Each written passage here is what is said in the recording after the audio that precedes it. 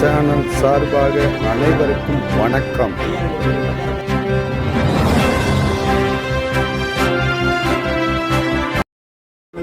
Thoothukudi railway நிர்வாகத்தை கண்டித்து இன்று மக்கள் நல கூட்டமைப்பு சார்பாக மாபெரும் கண்டன ஆர்ப்பாட்டம் நடைபெற்றது. இந்த ஆர்ப்பாட்டத்திற்கு அனைத்து அரசியல் கட்சி சமூக நல கூட்டமைப்பு சார்பாக வந்து கலந்து கொண்டார்கள். தூத்துக்குடி மக்களுடைய நீண்ட நாள் கோரிக்கையான தூத்துக்குடி ரயில்வே ஸ்டேஷன் அருகில் 1வது ரயில்வே கேட், 2வது ரயில்வே கேட் என்று 2 ரயில்வே கேட் அமைக்கப்பட்டுள்ளது. இந்த 2 ரயில்வே கேட்டிலும்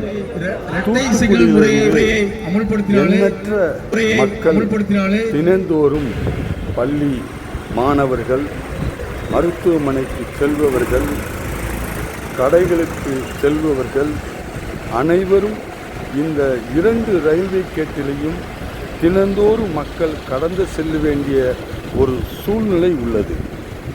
தற்பொழுது இந்த 2 ரயில்வே கேட்டுகளுக்கும் ஒரே சிக்னல் அடிப்படையில் ரயில்வே நிர்வாகம் செயல்படுத்துவதன் மூலம் ஒரே நேரத்தில் 2 ரயில்வே கேட்டும் அடைக்கப்பட்டு விடுகிறது. இந்த 2 ரயில்வே கேட்டும் உடனடியாக அடைக்கப்பட்டதனால் இந்த பகுதியில் உள்ள வணிகர்கள், பொதுமக்கள் மற்றும் பள்ளி மாணவர்கள், மருத்துவமனைக்கு செல்லும் நோயாளிகள் அனைவரும் மிகப்பெரிய அளவில் துன்பப்படுகிறார்கள், அவதிப்படுகிறார்கள். எனவே இந்த 2 ரயில்வே கேட்டிற்கும் தனித்தனியாக சிக்னல் வைக்க வேண்டும் என்பது சட்டத்தின் உள்ள விதிமுறைகளாகும்.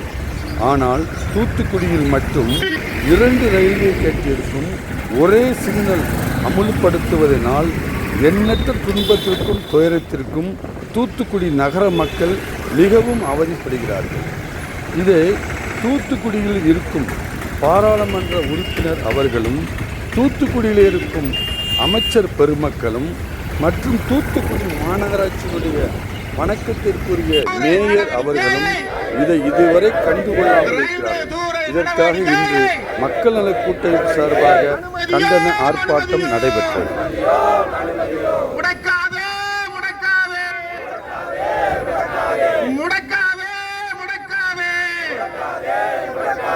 மக்களின் இயல்பு வாழ்க்கையை,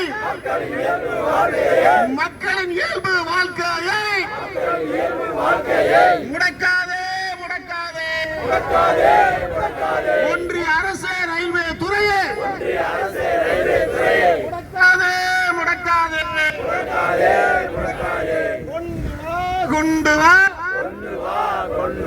தானி தானி சிக்னல் முறையை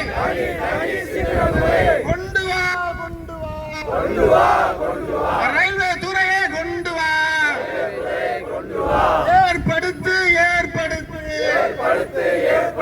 உடனடி தீர்வு ஏற்படுத்து, உடனடி தீர்ப்பு ஏற்படுத்து, ஒன்றிய அரசு ரயில்வே துறையே என்பது இந்த ரயில்வே மண்டல மேலாளர் மற்றும் ரயில்வே அமைச்சர் அனைவருக்கும் நன்றாக தெரியும். இப்ப நம்ம சென்னையில எக்மோர்ல இருந்து ட்ரெயின் தூத்துக்குடி வருது. ஆனா சென்னையில இருந்து தாம்பரம் வருது சுரங்கப்பாதைகள் உள்ளது. அந்த சுரங்கப்பாதையை ஒட்டி வணிக கடைகள் இருக்கு. இப்ப நமக்கு இங்க வணிகர்களுக்கு சுரங்கப்பாதை அமைத்ததுனால வராது. அதுக்கு எந்த அளவு அவர்களுக்கு இடையூறு இல்லாம இப்பெல்லாம் தொழில்நுட்பம் ரொம்ப வளர்ந்துட்டு, இரும்பு பைப்ல ஒரு நாள் நினைச்சா கூட ஒரு கேட் அப்படியே போட்டுடலாம், ஒண்ணு சுரங்கமா போடலாம், ஒண்ணு மேல ஓடி போடலாம். எப்படியோ வழி சீனால வளர்ந்துட்டு அங்கெல்லாம் இப்படி பிரச்சனையா இருக்கு. நம்ம பாரத பிரதமர் சொல்றாரு, இந்தியா வளர்ச்சி அடைஞ்சிட்டுன்னு சொல்லுவாங்க. ஆனா இந்த ரயில்வே கேட்ட கூட இந்த மக்கள் எளிமையாக கடந்து செல்வதற்கு அவர்களால் ஒரு சுரங்கப்பாதை அமைக்க முடியல என்பது ஒரு வேதனையானது. பல பிரச்சனை இருக்கு. இந்த 2 ரயில்வே கேட்டு அண்ணன் சொன்ன மாதிரி ஒரு நாளைக்கு 46 முறை மூடுறாங்க. அப்ப எப்படி இந்த மக்கள் இந்த மக்கள் வணிகம் செய்ய முடியும், எப்படி கடைகளுக்கு எப்படி மருத்துவம் செல்ல முடியும் என்பதெல்லாம் பல்வேறு கேள்வி இருக்கு. பள்ளிக்கூடம் செல்ல முடியாது. இதையெல்லாம் இந்த மண்டல மேலாளரே செய்யலாம். ஒவ்வொரு அதிகாரிகளுக்கும் ஒரு தகுதி இருக்கு. தூத்துக்குடியில இந்த ரயில்வே மண்டல மேலாளர் இருக்காரா, இவரு வீட்டுக்கு இதே மாதிரி ஒரு குடும்பத்துல இவரு குழந்தைகள் இங்கு குடியிருந்தாங்கன்னா இந்த பிரச்சனையை அனுபவிப்பாங்களா? அதுக்காக தான் அரசாங்கமே எங்கு இந்த மாதிரி பணியாளர்களுக்கு அவர் அங்கே குடியிருக்க வைக்கணும். இங்க உள்ள ரயில்வே பணியாளர்கள் இங்கு குடியிருந்தா தான் இந்த பிரச்சனையுடைய துன்பம் அவங்களுக்கு தெரியும். இதை நாம அண்ணன் சொன்ன மாதிரி இதை விட இந்த தீவிரமா செஞ்சிருக்க முடியும். இப்ப நம்ம ஏற்கனவே பக்கத்துல உள்ள மதுரா கோட்ஸ் நிலம், அரசாங்க நிலம் 7 ஏக்கரை ஒரு டீம் போர்ஜரியா ஆக்கிரமிப்பு பண்ணிருக்கு. அதை மீட்டெடுக்கவும் நம்ம தொடர்ச்சி அந்த கூட்டமைப்பு போராடுது.